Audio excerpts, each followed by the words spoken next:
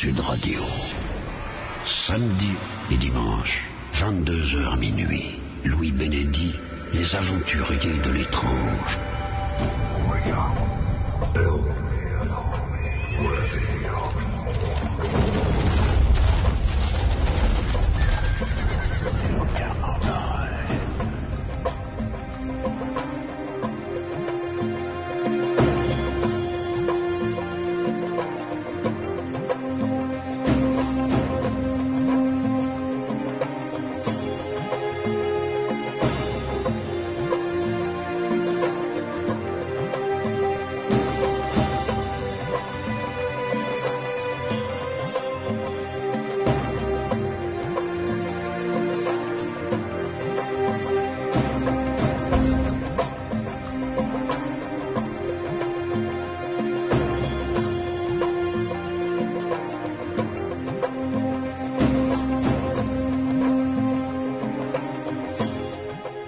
Bonsoir et bienvenue dans les aventuriers de l'étrange sur Sud Radio. Je suis ravi de vous retrouver avec un petit peu de retard et malheureusement la défaite du Stade toulousain. À quelques points près quand même, on est passé un cheveu de la victoire. Bon, tant pis, ce sera pour la prochaine fois. Soirée donc, vous l'avez compris, raccourcie, consacrée à vos témoignages. Si vous avez vécu quelque chose de l'ordre du paranormal, dont vous pensez que ça relève du paranormal, eh bien écoutez, n'hésitez pas à nous appeler. Morad est au standard, il est dans les starting blocks, prêt à recevoir vos appels au 0826 300 300, 0826 300 300. Vous pouvez également intervenir par SMS, vous tapez Sud sur votre portable, vous laissez un espace, ensuite vous rédigez votre commentaire, votre question, vous pouvez même nous envoyer votre numéro de téléphone si vous voulez que l'on vous rappelle pour intervenir dans cette antenne, et vous envoyez le tout au 71 200 et vos SMS et vos messages arriveront directement sous mes yeux sur l'écran que j'ai juste à côté de moi. Autour de moi, comme chaque soir que nous consacrons à vos témoignages, deux spécialistes bien entendu qui sont là pour m'épauler, pour vous éclairer sur ce que vous avez vécu, à commencer par Renaud Évrard qui est en notre compagnie du groupe d'étudiants de l'Institut Métapsychique International, le GEMI. Renaud Évrard, bonsoir. Bonsoir. Merci d'être fidèle à ce rendez-vous et de nous rejoindre à chaque fois qu'il y a des témoignages. Oui, merci à tous les gens qui viennent témoigner et qui sont également fidèles. C'est vrai, c'est vrai. Merci également parce que j'ai sous les yeux le numéro 1 du bulletin métapsychique donc qui est sorti. On en reparlera dans le courant de cette émission pour savoir comment se le procurer.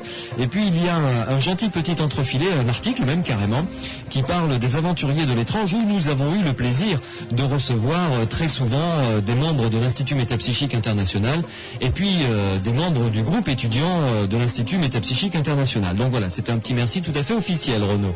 Merci beaucoup. Pierre Massias, bonsoir. Bonsoir, Louis. Pierre Massias, donc collaborateur à cette émission, bien entendu. Et puis tu es surtout quand même le webmaster d'un des sites français qui s'intéresse au paranormal, aux études scientifiques menées pour découvrir comment fonctionnent les phénomènes paranormaux. Et sur ce site, donc, qui s'intitule psyland.org, il y a toutes les émissions depuis avril, à peu près, avril 2006. Depuis mars, oui. C'est ça, mars. Toutes les émissions des aventuriers de l'étrange que vous pouvez écouter, soit en direct sur le site ou encore télécharger. D'ailleurs, dès la semaine dernière, vous avez été excessivement nombreux à venir les écouter. Plus de 2000, je crois. Très bonne fréquentation, 2000 sur la semaine pratiquement. Voilà, 2000 donc téléchargements sur la semaine. Eh bien écoutez, continuez, ce site est à votre disposition justement pour vous permettre de réécouter cette émission ou de la découvrir ou découvrir celle que vous avez ratée. Donc, je vous rappelle l'adresse de ce site, psyland.org. Psyland, ça s'écrit PSILAND.org, O-R-G. Vous l'avez compris, jusqu'à minuit au 0826 300 300, vos témoignages, et nous commençons tout de suite. Les aventuriers de l'étrange, avec Louis Benedy sur Sud Radio. Nous allons commencer tout de suite avec un témoignage. Le temps pour moi de vous rappeler l'adresse mail des aventuriers de l'étrange si vous voulez nous envoyer un message écrit parce que vous vous sentez mieux avec l'écriture. C'est étrange au singulier, étrange@sudradio.fr. Vous voyez, c'est très très simple. Notre premier témoin nous rejoint. Il s'agit de Dominique qui vit en Aveyron. Dominique, bonsoir. Bonsoir. bonsoir.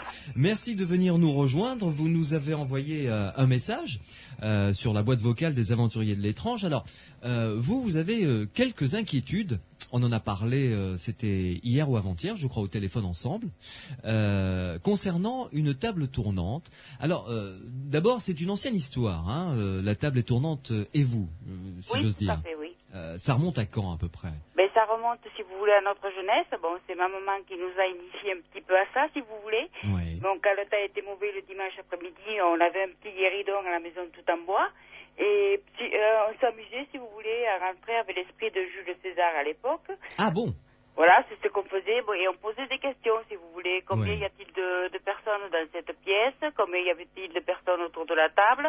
Et la table était censée taper un coup pour oui, deux coups pour non. Ouais. On allait cacher des œufs, on faisait compter la table comme il y avait d'œufs de cachés, des bêtises comme ça. D'accord. Et alors, votre maman faisait ça régulièrement?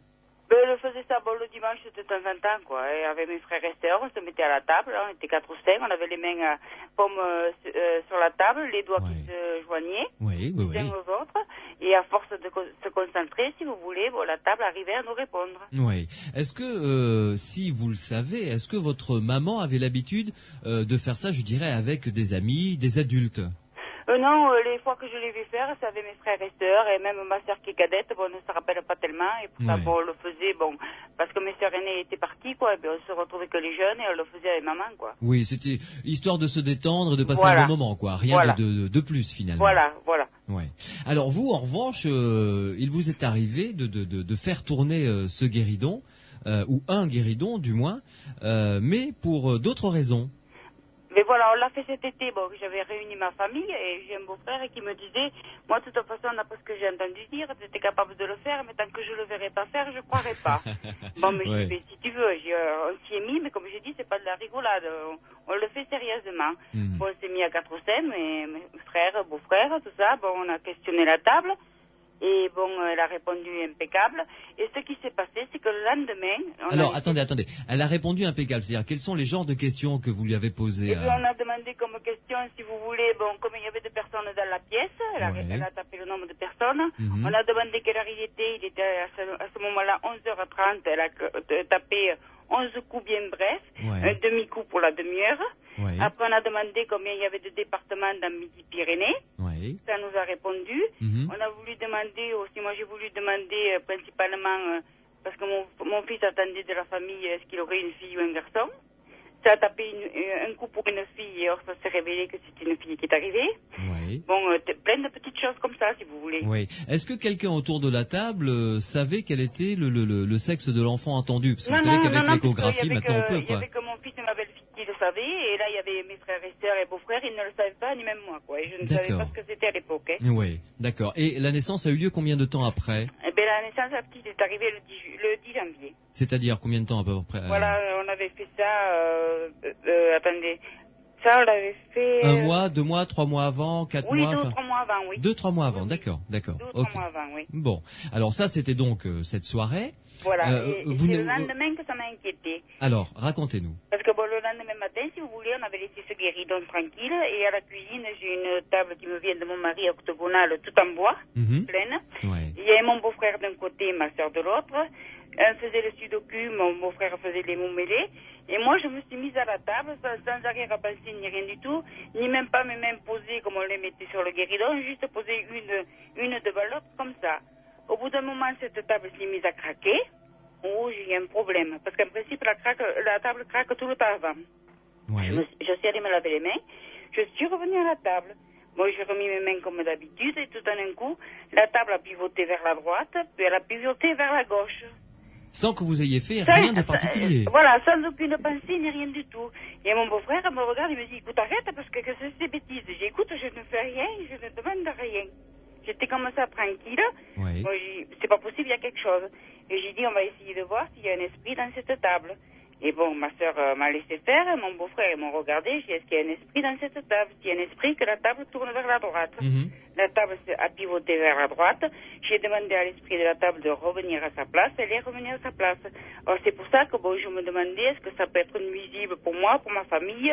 Je voulais savoir surtout si on rentre en contact avec des défunts de la famille, est-ce que ça peut être mauvais pour l'entourage, quoi. Ouais. Beaucoup de questions auxquelles on va essayer de répondre avec Renaud Évrard et Pierre Massias. Juste quelques détails techniques, Dominique. Cette table octogonale de la cuisine, donc, hein. Voilà, c'est celle de la cuisine. C'est une table lourde, grande. Oui, elle est assez lourde, oui. Elle est toute en bois pleine, quoi. C'est vrai qu'elle est lourde. J'aurais jamais pensé que cette table-là pouvait pivoter, quoi. Moi, je le faisais avec mon guéridon qui me vient de ma maman, et puis c'est tout, quoi. Oui, et puis c'est plus léger, un guéridon, voilà, effectivement. Ça, à 3 pieds, c'est beaucoup plus léger, quoi. Oui, les pieds sont fins, c'est pas du tout pareil, quoi. Et elle a combien de pieds, cette table octogonale? Eh bien, si vous voulez, le pied est une masse en bois, octogonale en bas, plus petit, et le plateau est beaucoup plus grand. Ah oui, quand même, c'est une belle table, quoi. C'est pas. Pensé que cette table-là pouvait bouger, quoi. Ouais. Ah oui, c'est une belle table quand même. Pour la déplacer, il faut s'y mettre à deux quand même. Voilà, elle me vient de mon mari, j'aurais jamais pensé que cette table-là pouvait faire quelque chose, quoi. Oui. Et alors, quand vous avez essayé avec le petit guéridon, enfin le guéridon classique cette fois-ci, qu'est-ce qui s'est passé? Vous vous êtes dit après, oula, est-ce que je vais essayer avec le guéridon? Vous avez fait quelque chose avec ce petit guéridon? Oui, j'ai voulu essayer après avec le guéridon. Moi, toute seule, j'arrive à le faire fonctionner. Rien qu'avec mes 2 mains à moi. Oui. Est-ce que ça vient du fluide? Alors, est-ce que vous mettez les mains à plat sur le guéridon? Est-ce que vous touchez le bois ou est-ce qu'elles sont légèrement au-dessus? Voilà, je les mets à plat, je les laisse poser, quoi, à plat, et je joins mes doigts. D'accord. Voilà. Et est-ce que vous... Excusez-moi de vous poser des questions comme ça, hein, qui ont l'air peut-être pas du tout. Un peu bêtes, mais importantes. Est-ce que vous avez l'impression que c'est vous qui faites bouger la table de manière inconsciente ou que c'est la table qui vous fait bouger? Mais la table bouge toute seule, quoi. Voilà. Mes beaux-frères ne le croyaient pas et ils m'ont dit c'est pas possible, tu l'as fait bouger. On écarte les jambes de la table, c'est la table qui bouge toute seule, quoi, qui se soulève toute seule, quoi. D'accord. Alors, là, je me tourne vers Renaud Évrard et Pierre Massias pour une première analyse de ce que vous nous avez dit, Dominique. Alors, on va reprendre les questions les unes après les autres. D'abord, Pierre, qu'en penses-tu? Est-ce que c'est un phénomène que je qualifierais de classique, de table tournante? Et ensuite, on répondra aux questions, évidemment, de Dominique. Est-ce que c'est inquiétant pour elle? Est-ce que ça peut être dangereux pour sa famille? Est-ce que ce sont des esprits qui viennent se manifester? Voilà, enfin, toute une série de questions, évidemment. Oui, ce qui est un petit peu original là, c'est que Dominique arrive manifestement à faire tourner la table toute seule. Bon, c'est courant si on se met à plusieurs autour de la table. D'ailleurs, que ce soit un guéridon bien rond, avec 3 pieds dans tout l'art de la tradition, ça va marcher aussi bien qu'avec un tabouret, une table carrée. Il y a des médiums de la grande époque qui faisaient ça avec vraiment n'importe quoi, et très très lourd. Mais c'est un petit peu plus particulier à partir du moment où on se met seul devant la table. Même si on la touche, là il faudra analyser en fait les mouvements de la table, la trajectoire, pour essayer d'envisager si c'est la personne qui touche la table qui la fait bouger. Là par exemple, Dominique nous disait pour la table de la octogonale, cette table lourde sur laquelle elle s'est mise avec les 2 mains à plat, enfin comme on se met au bord d'une table, quoi, quand on s'assied à un bureau, et que la table a commencé à craquer et à pivoter sur sa droite et sur sa gauche. A priori, je n'ai rien contre le fait que la table bouge, même par un phénomène psy. Maintenant, dans un cas aussi particulier, il faudrait vraiment voir les conditions, parce qu'une table même lourde peut être amenée peut-être facilement dans une position de déséquilibre. C'est à voir sur le terrain, réellement. Mais disons que sur l'idée de base de faire tourner une table comme ça, pourquoi pas? De manière psy, pas paranormale, je veux dire. Maintenant, derrière... Ce qu'on va observer, c'est un mouvement de la table. Ce qu'on va observer, c'est des réponses à des questions qu'on va poser. Ensuite, l'explication de ce que l'on a observé à ce moment-là dépend un petit peu de chacun, je dirais. Certains vont y mettre l'esprit derrière. D'autres auront tendance, si la notion d'esprit n'est pas évidente, ne fait pas autorité de fait, on va pouvoir interpréter ça par des phénomènes psy de l'ordre de la parapsychologie. Psychokinèse, télépathie, voyance, on pourra introduire ce genre de notions. comme l'ont fait des chercheurs du domaine de la parapsychologie, comme George Owen ou Batchelor. Oui, on reparlera de ces deux chercheurs et de ce qu'ils ont obtenu comme résultat. Juste avant, je me tourne vers vous, Renaud Évrard. Que pensez-vous du témoignage et des inquiétudes de Dominique, Renaud? Eh bien, les inquiétudes de Dominique, elles ne sont pas sur la vérité, la nature des phénomènes, mais sur le fait que, en dehors du cadre des séances, les phénomènes continuent à se produire. Donc là, j'imagine que Dominique doit se demander si elle est elle-même médium et donc comment elle comprend ça par rapport à quelle cause, est-ce que c'est des esprits ou quoi que ce soit. Mais c'est vrai que la question, c'est la peur que les phénomènes sortent du cadre où ils étaient, où ils se produisaient, quoi. Donc je sais pas, Dominique, qu'est-ce que vous en pensez? Vous êtes médium, on vous l'a dit, ou vous le pensez comme ça? Non, pas du tout. La seule chose qu'on me dit, c'est que j'avais été voir des guérisseurs pour un problème de santé. On m'a toujours dit qu'on pouvait rien faire pour moi parce que j'avais vraiment énormément de fluide, quoi. Mais je me suis jamais lancée dans la voyance, dans le médium, ni tout ça, quoi. D'accord. Donc déjà, si un guérisseur vous dit ça, c'est s'il ne peut pas vous guérir, il vous dit parce que vous avez trop de fluide, c'est que vous êtes capable de produire peut-être quelque chose. Renaud, qu'est-ce que vous en pensez?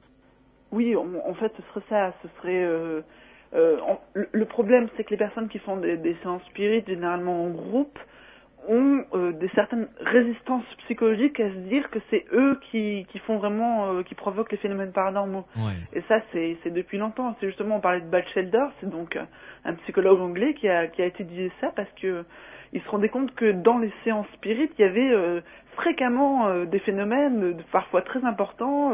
Ça marche pas à tous les coups, mais il y en avait très souvent. Et il se posait la question, mais comment ça se fait?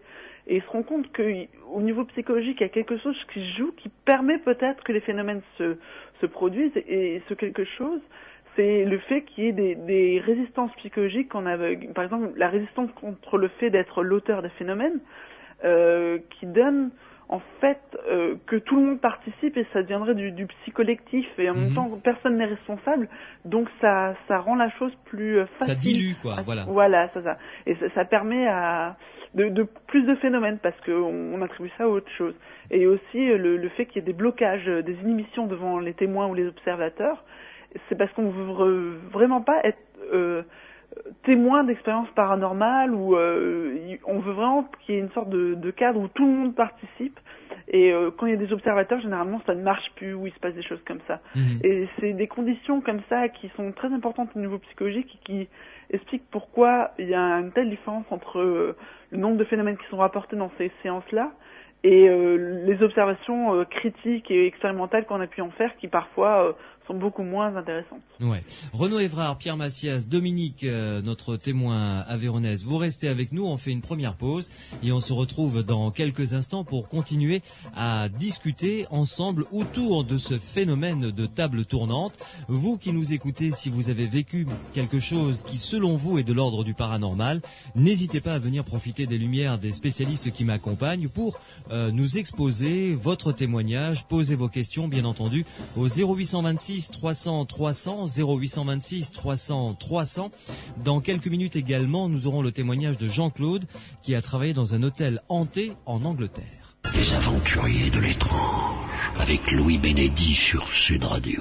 Et cette heure d'émission consacrée à vos témoignages au 0826 300 300, 0826 300 300. Dominique de l'Aveyron est en notre compagnie pour poser des questions puisque elle a vécu quelques phénomènes de table tournante tout à fait particuliers puisque Dominique, vous faites tourner les tables toute seule, ce qui est quand même assez fort. Enfin, je veux dire, c'est quand même pas mal.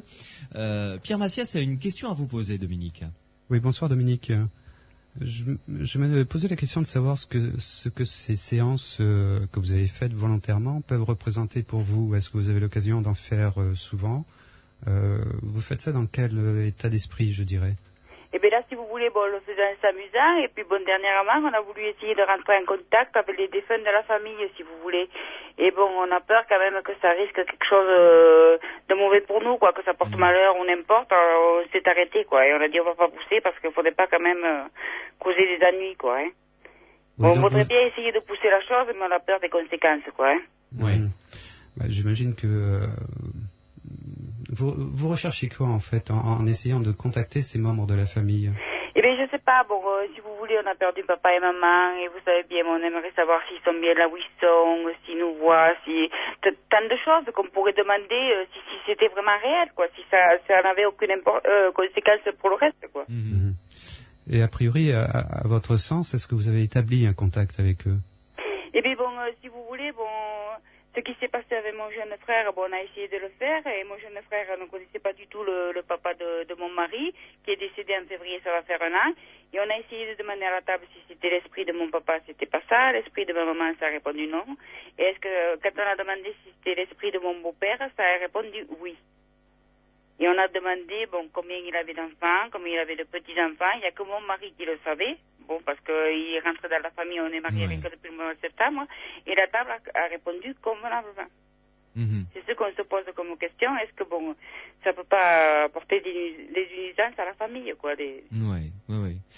Bon, a priori, je ne vois pas pour quelle raison un parent décédé souhaiterait vous porter, vous faire du mal. Un contact, ça peut être un contact, et puis c'est bon. Vous avez eu un contact comme ça, si vous l'interprétez tel que, en dehors de phénomènes psy, je dirais courants de l'ordre de la parapsychologie, si vous l'interprétez du domaine de la survivance, pourquoi pas. Vous avez établi un contact, vous n'allez pas le rechercher, il n'y a pas de raison a priori que ça porte à conséquence. Ouais. Renaud Évrard, que pensez-vous des questions que se pose Dominique? Alors j'ai eu un petit problème technique, je n'ai pas tout entendu. Mais Dominique a essayé lors d'une séance, de la séance, d'entrer en contact avec des parents de la famille décédée, et elle se demande si ça ne risque pas de leur porter malheur, vous voyez ce genre de questions, Renaud. Oui, c'est vrai que ce sont des questions qui sont très fréquentes, et il faut savoir que les spirites ont très tôt codifié leur pratique pour justement éviter parce qu'ils étaient conscients de ces effets psychologiques un peu destructeurs ou un peu dangereux au niveau psychologique, je parle.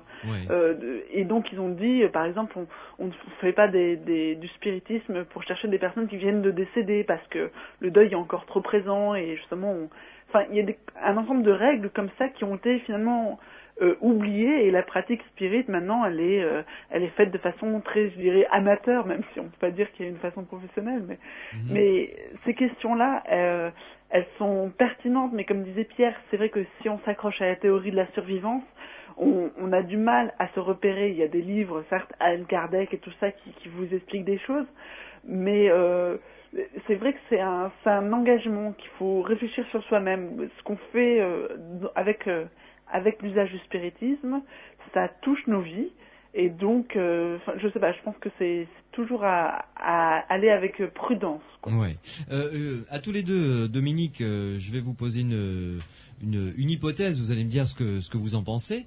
Est-ce que vous ne pensez pas que c'est plutôt vous qui avez un certain don, un talent que vous n'avez pas exploité? Parce que si les guérisseurs vous ont dit que vous aviez trop de fluide, c'est qu'ils l'ont ressenti. C'est pas pour rien. C'était pas pour vous faire plaisir, ni vous cirer les pompes, j'imagine. Non, je pense pas. Voilà, moi non plus. Mais enfin, ils vous ont dit que vous aviez beaucoup de fluide. Toute seule, vous êtes installé à une table, et cette table a bougé de manière bizarre, alors que vous ne pensiez à rien de particulier. Est-ce que vous ne pensez pas que c'est vous qui avez plutôt un certain don, un talent que vous n'utilisez pas, et que des fois ce talent s'exprime même malgré vous? Vous voyez, une capacité que vous avez, et puis ce talent s'exprime malgré vous. Qu'est-ce que vous en pensez? Mais je sais pas, peut-être j'ai quelque chose, mais je ne sais pas l'exploiter, peut-être. Ça se peut aussi. Bon, c'est vrai que je n'ai pas cherché au-delà, quoi. Ouais. Pierre et Renaud, je me tourne vers vous. Pierre, que penses-tu de cette hypothèse selon laquelle c'est plutôt Dominique qui aura un talent de voyance qui s'exprime par ce biais-là, par le biais de la table tournante? Tel que Dominique nous a rapporté son témoignage, personnellement, je ne vois pas de façon évidente l'intervention d'un esprit. Donc, je vais plutôt me tourner par rapport à des expérimentations qui ont été faites autour de Zappia Palladino, par exemple, ou autour de l'expérience Philippe. C'est un grand médium. Une grande médium. Oui, tout à fait. Ou de George Owen quand il a fait son expérience Philippe. C'est-à-dire où il a simulé une séance spirit. Il a simulé un esprit, mais tout en sachant, et tous les participants savaient pertinemment qu'il n'y avait pas d'esprit, il était complètement inventé. Ouais. Ils ont obtenu des phénomènes du genre table tournante, entre guillemets. Batchelder, pour sa part, a aussi beaucoup expérimenté sur ce phénomène en équipant la table de spiritisme, en l'équipant de matériel électronique. Donc toute l'approche et tout ce qu'on peut... la manière dont on l'a approché par rapport à la parapsychologie mettrait plutôt en évidence des phénomènes de l'ordre du psy, plutôt que d'un des membres qui est autour de la table. Voilà. Alors, de plusieurs, là, il y a un phénomène de groupe. Il peut y avoir un meneur. Enfin, il y a tout un phénomène de groupe. Batchelder, par exemple, pour éviter que quelqu'un soit gêné par le fait que ce soit lui qui produise l'effet, il disait, dans pas mal de manips, il faisait en sorte que l'effet soit démarré artificiellement. C'est-à-dire que l'un des membres de la séance était... triché volontairement. C'est lui qui devait donner l'impulsion de départ. Et après, il laissait faire. Il laissait faire. Et évidemment, personne ne le savait parce qu'il était tiré à la courte balle. Voilà, c'est ça. Donc là, on est complètement dans les phénomènes de l'ordre du psy, hors survivance. Voilà. Renaud, qu'en pensez-vous ? Oui, tout à fait. C'est vrai que là, on est encore à l'opposition entre deux hypothèses, celle des esprits et celle qui serait plus individuelle, du psy individuel. Mais je pense que pour Dominique, c'est à elle de voir un peu comment elle se sent, sachant que les deux hypothèses sont un peu contraignantes, parce que l'hypothèse du psy individuel, ça lui demanderait de réfléchir à qu'est-ce que c'est avoir des capacités psy, les contrôler, comment les utiliser, comment les exploiter. Et là aussi, ça peut partir dans des dérives. Si par exemple, elle pense avoir trop de fluide et qu'elle se met à faire une profession de guérisseuse ou quelque chose comme ça, ça peut aussi la déséquilibrer. Donc, je pense que c'est à elle de se questionner sur ce qu'elle préfère entendre, en fait. Qu'en pensez-vous, Dominique ? Eh bien, je ne sais pas trop quoi vous répondre, parce que si vous voulez, quand on est rentré en contact avec mon beau-père qui est décédé il y a un an, là, c'est mon frère qui posait les questions. Et mon frère était à côté de moi, il n'a pas du tout connu mon beau-père, ni rien du tout, quoi. C'est pour ça que, j'étais à la table à côté de mon frère, à la table de la cuisine, c'est lui qui posait les questions, et il ne connaissait pas du tout, il n'a pas connu mon beau-père, quoi. Oui, mais alors, c'est ça, Dominique. Il y a eu énormément de phénomènes qui sont réels, ça, on ne nie pas, ni Pierre, ni moi, mais ces phénomènes-là, en fait, peuvent recevoir deux explications. Ils peuvent tout à fait être produits par ce qu'on appelle les phénomènes parapsychologiques, quoi, qui sont des télépathies, des clairvoyances, qui sont ensuite reprises au niveau des cours, au niveau de la psychokinèse, ou simplement au niveau de l'automatisme psychomoteur. Et donc, ça n'écarte pas, on ne peut pas écarter que ce soit des phénomènes parapsychologiques. Voilà, donc il faudrait que vous voyiez si vous avez des capacités, en fait. Peut-être retourner, même Dominique, aller voir un guérisseur qui vous explique, il dit, bon, vous ressentez que j'ai du fluide, mais expliquez-moi ce que je peux en faire, finalement. Peut-être qu'il pourra vous répondre, qui sait. Ah ben ça se peut, oui, pourquoi pas, ça se peut, oui. Pourquoi pas. Pierre Massias. Oui, on pourrait essayer d'apprécier, commencer à apprécier éventuellement des capacités psy chez Dominique. Donc je pourrais peut-être me permettre de vous proposer, si vous passez sur Toulouse, de reprendre contact avec nous et on essaierait de se rencontrer. Oula, Pierre veut vous tester en laboratoire, Dominique, mais vous n'êtes pas sorti de l'auberge. Mais pas de soucis, j'ai pas peur. Je rigole. Non, ça n'a rien de méchant. Non, c'est en toute convivialité. Bon, écoutez, Dominique, vous savez ce qu'il vous reste à faire alors, si vous repassez dans le coin. Beaucoup, d'accord. C'est moi qui vous remercie, Dominique. Eh bien, écoutez, j'embrasse toute ma famille et mon Mimi qui est au boulot et j'embrasse toute l'équipe qui est bien gentille. Il fait quoi comme boulot, Mimi ? Ah, il est ramasseur de pieds. Ah, d'accord, et il bosse à cette heure-ci. Voilà. Bon, avec l'état des routes, il a bien du courage. Voilà, merci pour lui. Merci, on le salue. Bonne soirée et grosse bise à toute l'équipe, merci. Merci Dominique, au revoir. 0826 300 300, vous nous appelez au standard. Morad est là pour recueillir vos témoignages pour que vous puissiez passer ensuite à l'antenne. Juste avant de faire une pause et de retrouver Jean-Claude pour un deuxième témoignage concernant un hôtel hanté en Angleterre, un SMS est arrivé, Renaud Évrard, Pierre Massias, qui dit ceci, c'est Monique de Nîmes qui nous l'envoie. Peut-on faire tourner les tables sans avoir appris à le faire? Et un jour, un verre à plusieurs facettes, nous dit Dominique sur son SMS, m'a implosé dans la main suite au décès de ma fille. Est-ce que donc on peut faire tourner une table sans avoir appris à le faire en fait, quoi, Pierre? Oui, tout à fait. Il n'y a pas de raison. Comme on peut faire de la transcommunication seul. Enfin, oui, la transcommunication, je dirais, on peut la faire seul. Faire tourner une table, le faire seul ou en groupe, les deux situations posent aussi des problèmes. Même, je veux dire, si c'est la première fois, mais disons, on se met autour d'une table à deux. Ouais. Celui qui veut essayer, quelqu'un qui connaît bien, un ami, on se met à deux, on peut essayer de le faire. Tout à fait, ça ne demande. Dans la mesure où, enfin, ma démarche ce sera plutôt dans un premier temps le phénomène psy. Je pense que là, n'importe qui, enfin tout un chacun est en mesure de produire ce phénomène. Oui, Renaud Évrard, ce verre qui implose sur une table, là, c'est peut-être dû à une forte émotion de la part de Dominique, non, de Monique, pardon, de Nîmes. Oui, tout va bien tant qu'il n'y a pas de blessés, hein, généralement c'est le cas. C'est vrai que là, c'est des phénomènes qui sont très troublants et on a vu vraiment beaucoup pire, des murs qui s'effondrent. Enfin, j'ai entendu des histoires incroyables. Mais ce qui est le plus étonnant, c'est que les gens prennent pas de photos, filment pas la chose. Oui. Et tout ça, on n'y pense jamais, quoi. On n'y pense oui, jamais. Voilà, c'est quoi. vrai. Ça leur paraît naturel qu'il y ait des phénomènes aussi violents, quoi. Ouais. Mais des murs qui s'effondrent, Renaud, là, deux mots d'explication parce qu'on fait une table tournante, il y a un mur qui s'effondre. C'était où, quand, comment ça? C'est un phénomène qui a été rapporté dans la clinique de Walterson Lucadou, un jeune garçon qui lui disait s'être amusé à faire des choses avec les esprits, puis il y a eu des coups frappés, des choses comme ça, et puis un jour un pan de mur qui s'est effondré, quoi. Donc quelque chose d'assez bizarre, mais il a pas pris de photos et donc ça a été réparé et donc on n'a aucune preuve de la chose. Donc, enfin bon, d'accord, voilà, pas mal. Pas mal, oui. Oui, ça peut pas aller loin. Particulièrement exceptionnel quand même, on va pas rencontrer ça à chaque séance ou l'équivalent. J'imagine. Une pause et on se retrouve dans quelques instants au 0826 300 300 avec le témoignage de Jean-Claude. J'en profite pour vous rappeler que vous pouvez réécouter cette émission ou toutes les émissions des Aventuriers de l'étrange depuis le mois de mars 2006 sur le site internet suivant psyland.org, psiland.org. Vous pouvez les télécharger, les mettre sur votre lecteur MP3, sur votre iPod ou les écouter directement sur internet. Elles sont à votre entière disposition et ce gratuitement bien entendu. 0826 300 300, nous attendons vos témoignages. Nous sommes ensemble jusqu'à minuit. Les Aventuriers de l'étrange avec Louis Bénédy sur Sud Radio. Avant de retrouver Jean-Claude qui va nous faire part de son témoignage, Renaud Évrard, un mot sur le bulletin métapsychique qui vient de paraître, le numéro 1. Il y a un article notamment sur Fernand Desmoulins, un artiste spirit, puisque nous parlions de spiritisme. Quelques mots rapidement sur cet immense peintre Fernand Desmoulins.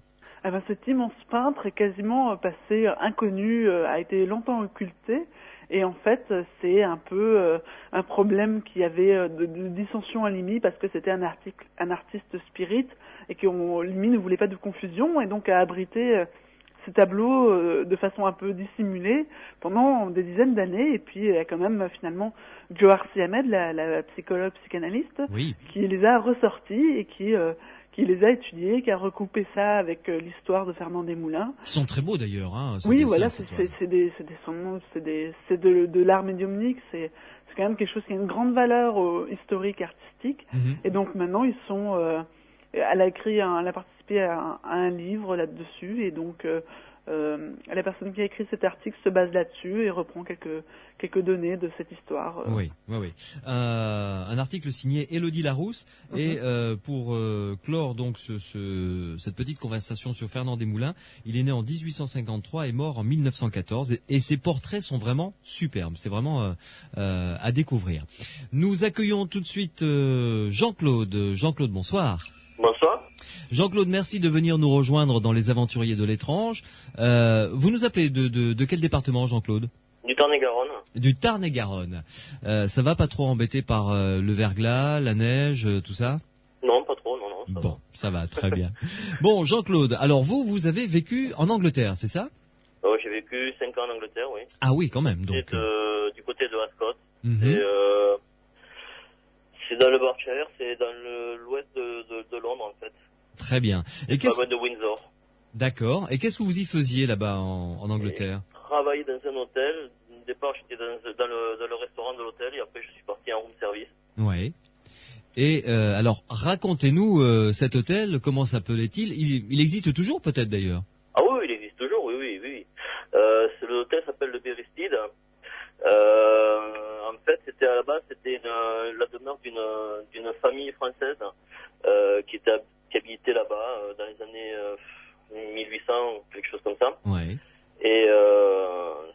beau manoir, qui a été d'ailleurs reconstruit parce qu'il a été détruit par un incendie. Et il est dit qu'il est tenté par la, comment on appelle ça, la femme de chambre de la maîtresse de maison, en fait, qui est morte dans l'incendie en allant chercher des bijoux de sa maîtresse. Ah, d'accord, très bien. Et voilà. alors, je suppose que tout le monde vit très bien avec cette histoire de fantôme dans l'hôtel. Ah oui, tout le monde vit très bien, parce que moi déjà, quand je suis arrivé là-bas, personne ne m'en a parlé, quoi.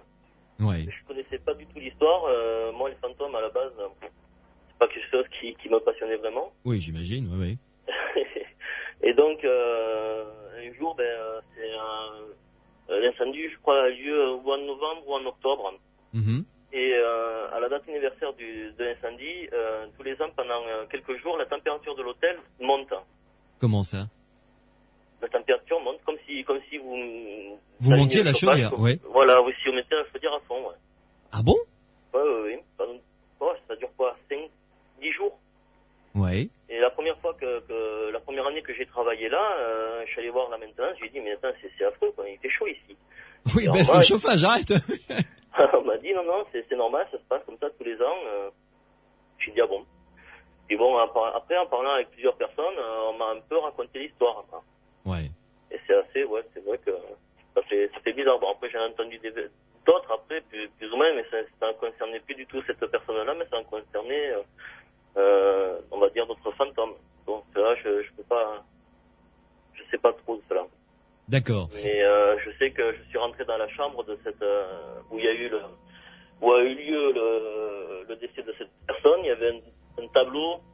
Ils ont retrouvé un tableau et je sais que j'avais l'impression que cette chambre maintenant me suivait du rond. Assez impressionnant à voir. Ah, je sais pas si vous bougez, Jean-Claude, mais là on a eu quelques coupures sur vous. Non, je bouge pas. D'accord.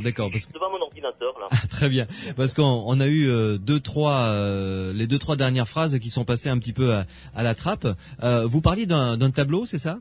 Oui, dans la chambre qui dit être hantée, il y a le tableau de la Dame en bleu, parce qu'en fait elle est connue sous le nom de la Dame en bleu, Lady in Blue.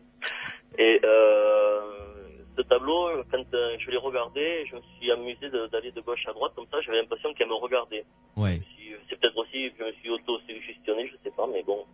Mais ce qui est intéressant à savoir aussi, c'est que l'hôtel a été reconstruit à l'exact, mais il y a eu une aire qui a été rajoutée sur le côté une aile. Ouais. Et dans cette aile-là, par exemple, la température ne bouge pas. Ah, c'est marrant ça. Enfin, c'est marrant.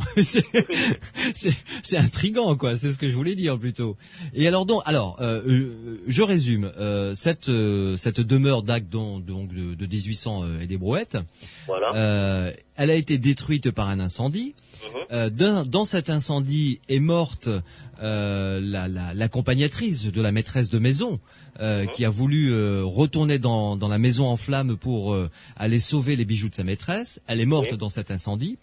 Et depuis donc chaque année, à la date anniversaire de l'incendie de ce château qui a été reconstruit depuis, il y a la température qui monte. Alors vous nous avez dit assez fortement visiblement. Hein. Bon, quelques degrés, mais bon, c'est quand même assez. Quand tu es habitué à une certaine température, quand on met le chauffage à fond, on s'en aperçoit, quoi. Ouais. Ça monte de quelques degrés, on s'en aperçoit. Ouais. C'est-à-dire, ça monte quoi, de 3, 4 degrés, quelque chose comme ça? 5-10 degrés, je sais pas exactement. Ah oui, quand même. Mesurer. Oui. On le sent bien, quoi, je veux dire. On le sent. Ouais. Et ça dure quoi, 8-10 jours, quoi, maxi. 5-10 jours, je sais pas exactement. Ouais. Je vais trop noter la chose. Mais... Ouais. En fait, je suis parti d'Angleterre depuis 1992. Ça fait un peu. Ouais. Et alors, ce qui est détonnant, c'est que à la reconstruction de ce manoir, une aile a été rajoutée, donc neuve évidemment. Oui, toute neuve, ouais. Ouais. Et dans cette partie neuve, donc qui n'a pas été détruite par l'incendie évidemment, la température ne monte pas. Elle ne bouge pas, non, elle est constante. Ouais. Alors que dans la partie historique, dirions-nous. La partie historique, oui, ça, tout le bâtiment, la température chauffe. Ouais, ça c'est vraiment intéressant. Alors, avant de céder la parole à Renaud Évrard et à Pierre Massias, je peux peut-être émettre une hypothèse concernant ce tableau de représentant cette femme en bleu, cette Lady in Blue, dont vous aviez l'impression que son regard vous suivait où que vous soyez dans la pièce, hein, c'est ça? Oui, oui. Alors ça, au niveau graphique, c'est Léonard de Vinci qui a inventé ça. Ça a été le premier à peindre une certaine manière de positionner le regard de son modèle sur la toile, qui fait que où que vous soyez dans la pièce, vous avez l'impression que le regard vous suit, ne regarde que vous en fait.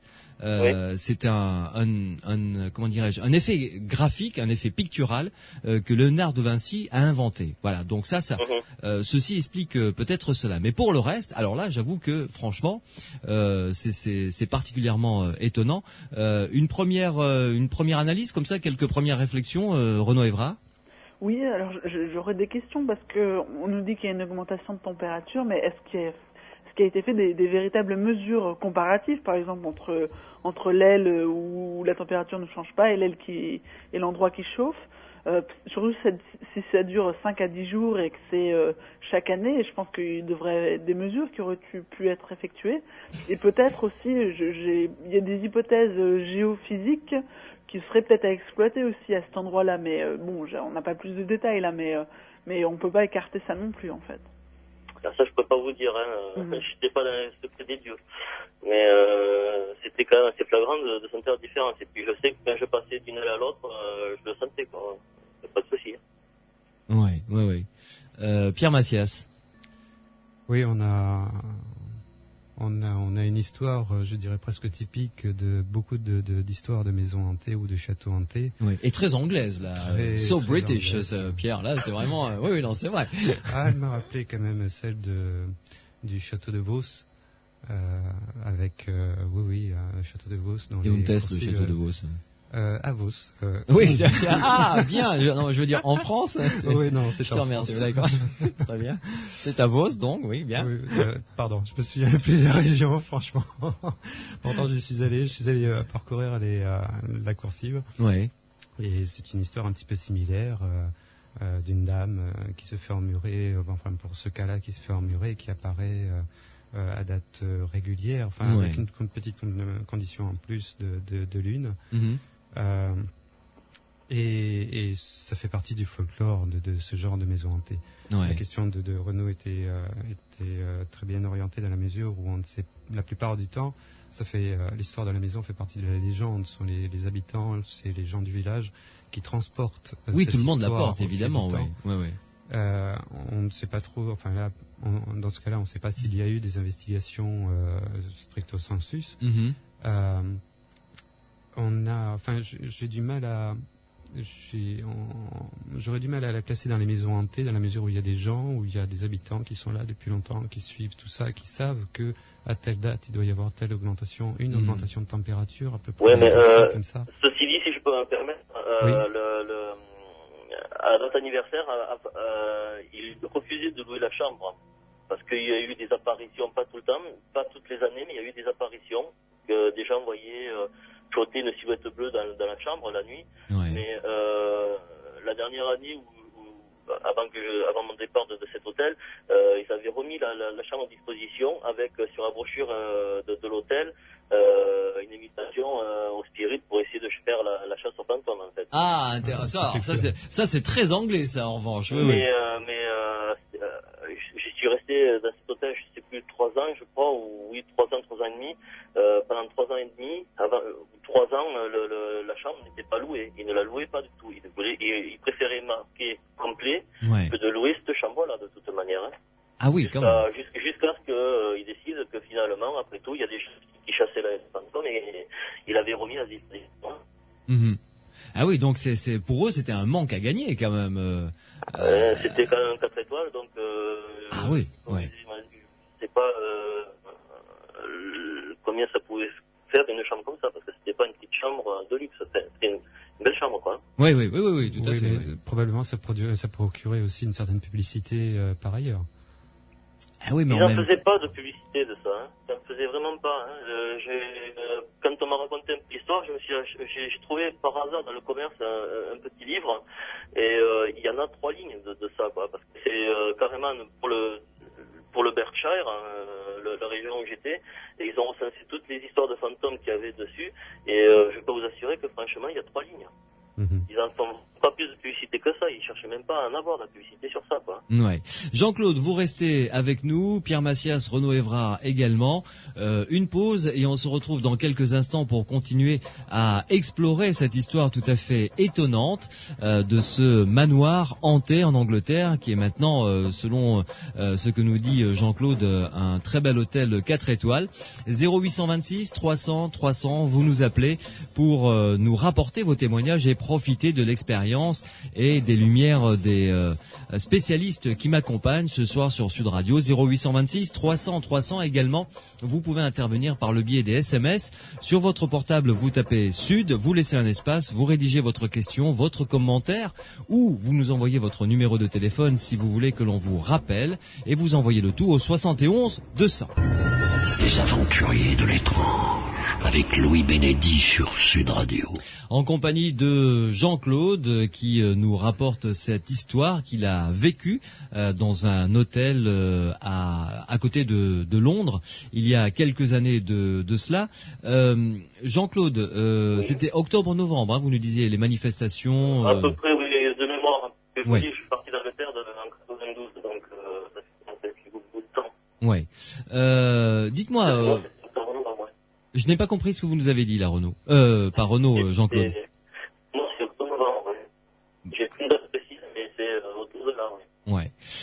Renaud Évrard, est-ce qu'il est possible, parce que Pierre a un peu initié cette piste de réflexion, tout le monde dans le village, enfin autour et dans le château évidemment, ceux qui y travaillent connaissent cette histoire. Est-ce que, à votre avis, il peut y avoir une espèce de phénomène de groupe comme ça, de manière inconsciente?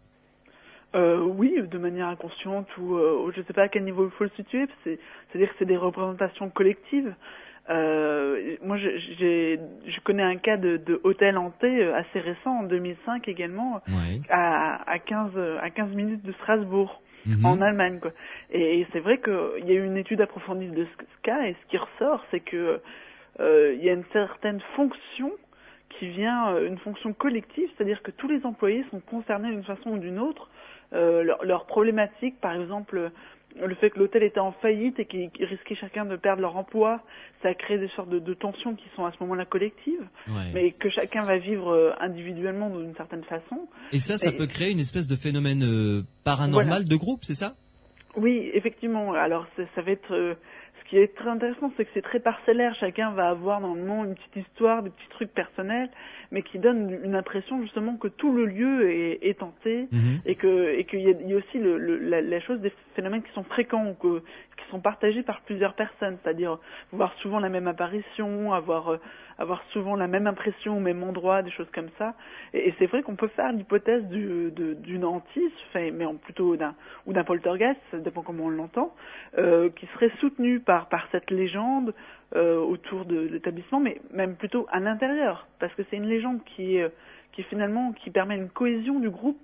C'est-à-dire qu'il y a une signification, un symbolisme qui fait que le phénomène est là, et s'il n'était pas là, on pouvait se poser la question, mais qu'est-ce que ça ferait pour les employés s'il n'y avait pas ce thème qui les réunissait et tout ça, qui leur permettait d'avoir une certaine cohésion.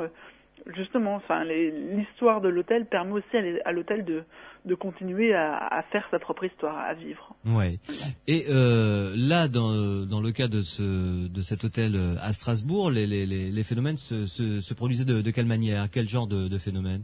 Ah, c'est pas à Strasbourg, hein, c'était du côté allemand, en fait. Du côté allemand, oui, à côté de Strasbourg. Alors, il y a eu, justement, on a eu toute une gamme, c'est-à-dire qu'on a interviewé, c'est des chercheurs de l'IGPP de Freiburg, qui ont interviewé toutes les personnes, et donc il y avait certains qui avaient juste des sensations de présence ou des choses comme ça. Il y avait des lieux très, très localisés où on avait souvent la même impression, genre au sous-sol, une porte que jamais personne n'a osé ouvrir parce que on avait des frissons dès qu'on s'en approchait. Mais on a eu comme plus gros phénomène rapporté par 2-3 personnes, c'est une femme qui vient dans un bar, je crois que j'ai déjà raconté, qui vient commander quelque chose dans un bar, qui paye et qui s'en va et disparaît en fait. Une personne qui a été une cliente de l'hôtel, mais qui finalement a disparu complètement au milieu de la pièce. On n'a pas retrouvé, on a essayé de retrouver sa trace, mais on n'a pas retrouvé en fait quoi. Et elle a laissé de l'argent, elle a pris une commande tout à fait normale, une sorte de décalage comme ça. Mais les choses très intéressantes qu'il y avait sur cette enquête, c'est qu'elle a été menée sur plusieurs aspects, c'est-à-dire qu'on a fait appel à un archiviste qui a fait des recherches historiques sur l'histoire de l'établissement, on a fait appel à des sociologues, à une psychologue, et on a eu comme ça plusieurs aspects qui nous permettent de voir toute la dimension que peut prendre un phénomène de poltergeist. C'est vraiment très intéressant au niveau scientifique, quoi. Ouais. Mais dites-moi, Renaud, cette dame qui vient prendre une consommation et qui la paie, laisse de l'argent donc. Oui, effectivement. Et ça, quand on fait la caisse en fin de soirée, enfin, il y a son argent, quoi. Oui, bien sûr, oui. Mais... Et il l'avait cet argent. Enfin, cet argent ne disparaissait, il l'avait, quoi. Oui, quelque chose de normal. Enfin, il l'avait vu et bon, elle leur paraissait un peu étrange, mais. Enfin, c'est une sorte d'apparition-disparition avec une véritable interaction. Enfin, ils se sont posés beaucoup de questions. Donc, il y avait, en plus, il y était plusieurs à rapporter avoir vu cette femme, mais une seule fois, en fait. Oui. Donc, voilà. Et les phénomènes après cette enquête ont continué à se produire ou ont cessé? Alors, il y a eu à peu près 5 mois d'enquête. Et ensuite, je crois que les phénomènes se sont largement atténués. Ouais. Je pense que ça doit persister parce que, comme je disais, tant que l'hôtel n'a pas fermé, il garde son identité et son identité s'exprime au niveau collectif aussi de cette manière. Oui. Jean-Claude, la Lady in Blue n'est jamais venue boire un pot au bar de l'hôtel? Non du tout, non. Dans l'hôtel, comparé à ces hôtels du côté de l'Allemagne, nous c'était un hôtel qui était très chaleureux, qui marchait très très bien, on affichait très souvent complet, donc non, c'est pas du tout comparable. Oui. Cet hôtel-là. Oui, tout à fait. Mais la Lady in Blue n'est jamais venue boire un pot, non. Oui, non, mais je disais ça en plaisantant aussi. Mais... Également, oui. Et donc maintenant, ils font la publicité dans la chambre, enfin pour cette chambre où elle est censée apparaître, en disant attention, vous prenez cette chambre, mais c'est sous votre responsabilité, quoi. Hein, on vous a prévenu qu'il y a peut-être un fantôme. Disons que c'était moi quand je suis parti dans la pub, c'était marqué qu'elle était plutôt réservée pour les médiums à une certaine période, quoi, pour faire la chasse aux fantômes, quoi. Enfin, ceux qui voulaient vraiment voir un fantôme. Ouais. Avec ou sans succès, de toute manière, c'est pas garanti. J'imagine. Pierre Macias, finalement, c'est intéressant comme histoire, mais il faudrait, c'est vrai, comme l'a dit Renaud tout à fait au départ, aller mettre des sondes thermiques et voir ce qui s'y passe, quoi, vraiment. Oui, c'est. Ah, mais là, c'est pas que dans la chambre, c'est vraiment tout le bâtiment. Oui, tout à fait, oui. Oui, c'est la recherche en parapsychologie ou sur le paranormal dans notre domaine se base justement sur ce genre d'histoire où il faudrait aller investiguer. Certaines ont été en plus un hôtel 4 étoiles du côté de Londres. Tout à fait sympathique, effectivement. Ça nous irait bien. Tout à fait. Oui. Monsieur le directeur de Sud Radio, nous aurons des notes de frais à vous présenter. Très volontiers. Donc on a tout un comment dire un lot. Enfin, on a énormément d'histoires qui sont de ce type-là qu'on connaît ou qu'on ne connaît pas effectivement. D'ailleurs, il y a plusieurs investigations possibles à faire. Elles sont soit très techniques, si on va mesurer la température, faire des mesures de ceci ou de cela sur place, pour essayer éventuellement de trouver un phénomène naturel qui pourrait expliquer tout ça. Et il y a une méthode d'investigation qui est beaucoup plus généraliste. Si on va beaucoup plus du côté des sciences humaines. Si on va s'intéresser à l'ensemble des histoires qui sont rapportées, leurs caractéristiques intrinsèques, ce que ça peut représenter pour tous ceux qui y travaillent et tous ceux qui y vivent. Voilà. Même type d'enquête que ce qui a été fait, ce que nous relatait Renaud il y a quelques instants, quoi. Tout à fait. C'est le genre d'enquête qu'il faut faire, qu'il faut reconduire. Il faut prendre chaque cas un par un. Il faut le documenter. C'est vraiment très long. C'est très très prenant à faire. Il y a quelqu'un qui l'a fait il y a pas mal de temps. C'est Camille Flammarion. Sur les cas d'apparition, il faudrait que ça se fasse un petit peu plus souvent sur des cas par exemple de hantise comme ça. Et je pense à Flammarion qui a fait ce travail sur les apparitions, que ce soit avant le décès de la personne qui apparaît ou au moment du décès ou après le décès. Certaines apparitions ont des caractères extrêmement réels. Et je repensais à cette dame qui a payé à cette apparition, qui paye sa consommation. Oui. Bon, si on redescend un petit peu, enfin, si on voit ça de manière un petit peu plus pragmatique, ça peut être une apparition de l'ordre, disons, des phénomènes d'apparition. Quand on dit qu'elle va payer, que l'argent va rester, j'imagine que l'hôtelier il prend l'argent et le met dans la caisse. À partir de là, l'argent disparaît. Mais c'est-à-dire qu'on n'a aucune trace de physique objective de l'argent. Ce genre d'apparition pouvant avoir des caractères extrêmement, des caractéristiques extrêmement objectives, de réalité. Palpable, quoi. Oui. Palpable, oui, voilà, oui. C'est le mot que j'ai cherché. Le fait de l'argent, de payer, prend moins d'importance. Ça rentre complètement dans le phénomène d'apparition. Ça ne donne pas plus d'importance à l'apparition elle-même, en fait. D'accord. Nous en arrivons à la fin de cette émission. Nous avons eu plusieurs témoignages que nous n'avons pas pu prendre à l'antenne, notamment celui de Annie, que l'on va recontacter et qu'on invitera à témoigner à l'antenne dès la prochaine émission consacrée au témoignage, bien entendu. Avant de se quitter, Renaud Évrard, une question: comment peut-on se procurer le bulletin métapsychique, donc, alors, il y a toujours, qui est publié par l'IMI? Oui, c'est ça, publié par l'IMI et fait par des étudiants. Ouais. Donc, c'est très simple. Il suffit d'envoyer un chèque de 6,60 € à l'IMI. Donc, c'est Institut Métapsychique International, 51 rue de l'Aqueduc, 75 010 Paris. 61 rue de l'Aqueduc. 51 rue de l'Aqueduc. Au Paris 10e arrondissement, en fait.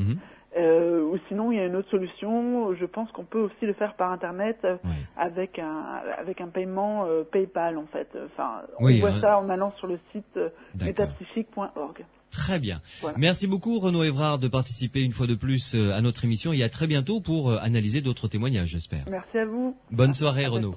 Au revoir. Au revoir.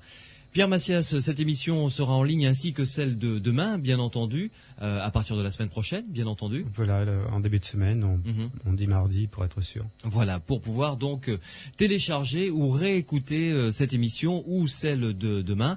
Alors, le site internet donc où vous allez pouvoir retrouver toutes les émissions des Aventuriers de l'étrange, c'est psyland.org, psiland.org, psyland.org.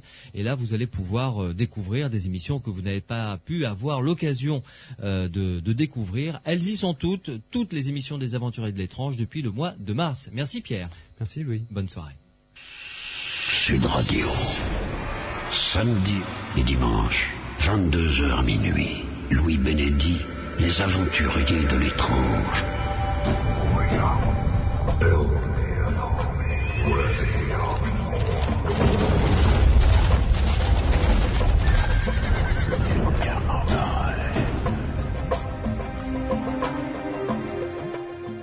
Nous nous retrouverons bien entendu demain dimanche à partir de 22h jusqu'à minuit pour 2 heures d'émission consacrée à la médecine traditionnelle chinoise et à l'étude de cette énergie qu'ils appellent le Qi. Cette énergie qui est à la base de l'acupuncture, du feng shui, du qigong et de bien d'autres disciplines qui servent aux médecins traditionnels chinois à soigner. Je recevrai donc Maxence Maillet, journaliste scientifique, qui a consacré de nombreuses années d'études à ce phénomène. Merci à Pierre Massias qui m'aide à construire cette émission. Merci à Mathieu, le réalisateur. Merci à Mourad qui était au standard. 0826 300 300, notre répondeur des Aventuriers de l'étrange est à votre disposition 24 heures sur 24. Bonne nuit et à demain.